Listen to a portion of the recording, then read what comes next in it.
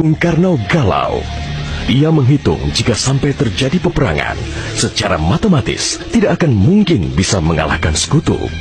Persenjataan mereka jauh lebih lengkap dan keahlian militernya lebih memadai. Atas saran Jenderal Besar Sudirman, Bung Karno diminta mengirim utusan khusus kepada Roisul Akbar Nahdlatul Ulama, Hadratus Syekh Kiai Haji Hashim Asy'ari di Pondok Pesantren Tebu Ireng, Jombang. Tujuannya meminta fatwa Kiai Hashim tentang hukumnya berjihad membela negara yang notabene bukan negara Islam seperti Indonesia. Kiai Hashim lantas memanggil Kiai Haji Wahab Hasbuloh dari Tambak Beras, Jombang. Kiai Wahab diminta mengumpulkan ketua-ketua NU se-Jawa dan Madura untuk membahas persoalan ini. Bukan hanya itu, Kiai Hashim juga meminta kiai-kiai utama NU melakukan sholat istikharah, salah satunya Kiai Abbas dari Buntet, Cirebon, Jawa Barat. 21 Oktober 1945, seluruh delegasi NU se-Jawa dan Madura telah berkumpul di kantor pusat Ansor di Jalan Bubutan, Surabaya.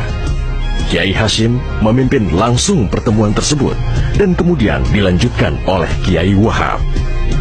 Setelah melalui diskusi yang cukup panjang dan mendengarkan hasil istikharah para kiai utama NU, esok siangnya, tanggal 22 Oktober 1945, pertemuan menghasilkan 3 rumusan penting yang kemudian dikenal dengan istilah Resolusi Jihad NU. Pertama, setiap muslim, tua, muda, dan miskin sekalipun, wajib memerangi orang kafir yang merintangi kemerdekaan Indonesia. Kedua, pejuang yang mati dalam membela kemerdekaan Indonesia layak dianggap syuhada. Ketiga, warga yang memihak kepada Belanda dianggap memecah belah persatuan dan oleh karena itu harus dihukum mati.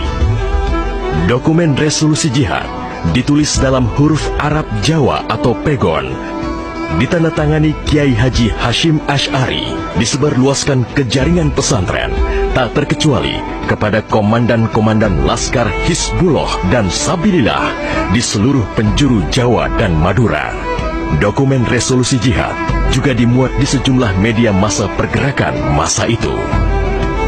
Hanya berselang 3 hari pasca resolusi jihad dicetuskan, 6.000 tentara sekutu mendarat di Pelabuhan Tanjung Perak, Surabaya dengan persenjataan lengkap. Mendengar kedatangan pasukan penjajah, ribuan santri dan kiai dari penjuru Jawa Timur bergerak menuju Surabaya. Situasi pun terus memanas dan cenderung tak terkendali. Resolusi Jihad NU telah memompa semangat perlawanan rakyat dan memicu terjadinya pertempuran hebat selama 3 hari di Surabaya, tanggal 27, 28, dan 29 Oktober 1945. Tentara Inggris kewalahan menghadapi perlawanan rakyat Jawa Timur. Mereka lantas mendatangkan Bung Karno ke Surabaya untuk diajak berunding melakukan gencatan senjata. Pagi hari tanggal 30 Oktober, gencatan senjata ditandatangani pemerintah Indonesia dan Inggris. Namun, sore harinya terjadi insiden di Jembatan Merah yang menewaskan orang nomor 1 tentara Inggris di Surabaya, Jenderal Malabi. Gencatan senjata pun langsung berakhir. Pengganti Malabi, Jenderal Robert Munser, mengultimatum Laskar Pejuang dan tentara Indonesia agar menyerahkan senjata kepada Inggris paling lambat 10 November 1945. Jika tidak, Inggris mengancam akan membumi hanguskan Surabaya. Mendengar ancaman itu, para komandan Laskar Hizbullah, Sabilillah, Mujahidin, TKR, dan para santri marah besar. Seorang pemuda bernama Sutomo atau yang dikenal dengan Bung Tomo sowan kepada Kiai Hashim. Ia meminta izin kepada Kiai Hashim untuk menyiarkan dan menyebarluaskan resolusi jihad melalui radio. Bismillahirrahmanirrahim. Merdeka! Saudara-saudara penduduk kota Surabaya,